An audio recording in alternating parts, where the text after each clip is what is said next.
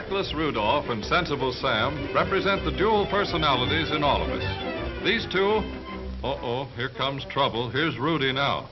Go on, pass him. He's only going 40. Some fun, eh? Here comes a car. Better see what's behind you first.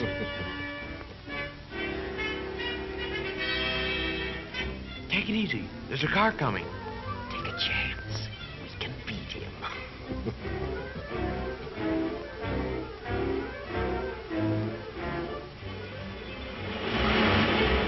I almost got him that time. Sensible Sam was right. But what Sam didn't tell the driver was that passing a car going 40 was like passing 18 cars parked bumper to bumper. That's 300 feet or more, and that takes time. So we ought to make sure whether any car is coming, and doubly sure there's plenty of distance between. We drivers insist on having enough power to climb steep hills. We also demand quick starting and fast pickup.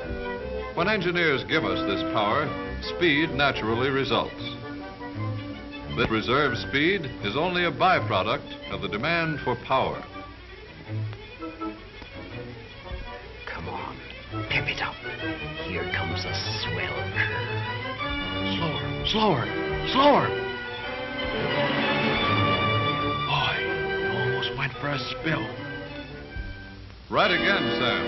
And this introduces old Man Mountain Momentum, the fellow with a one-way mind. He likes to push along a straight line. On a turn, he not only pushes, but applies side pressure.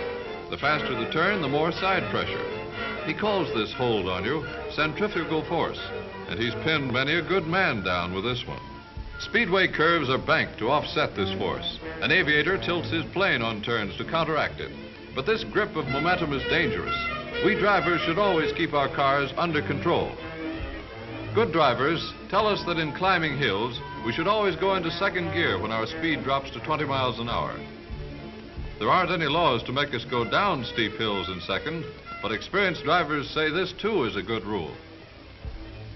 Go on, boss. You drove all the way up that hill in second. Slip her into neutral and let her coast down. It'll be fun. Don't, boss, don't. Look behind you. It's that big push again. Man Mountain Momentum may be a friend starting uphill, but he'll push us right off the road if we go down too fast. Easy. Use your engine as a brake.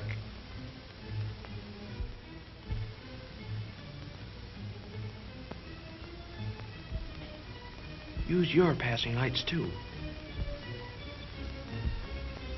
There's nothing more on the road.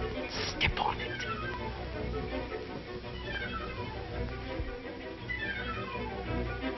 Here's where I get him. Don't overdrive your headlights. Careful. Slow down. You won't be able to stop soon enough. There might be something up ahead. You can't see as well at night. I'll show you. What did I tell you? Aren't you glad you cut your speed? The margin of safety at night is the distance our lights, good or bad, let us see ahead clearly.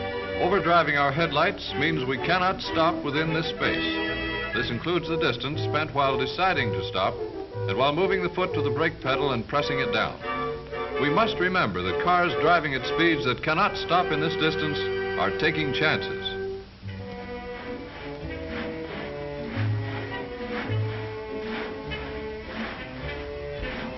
Wake up! Step on it. It's only 50 miles to the next town. Can't keep awake.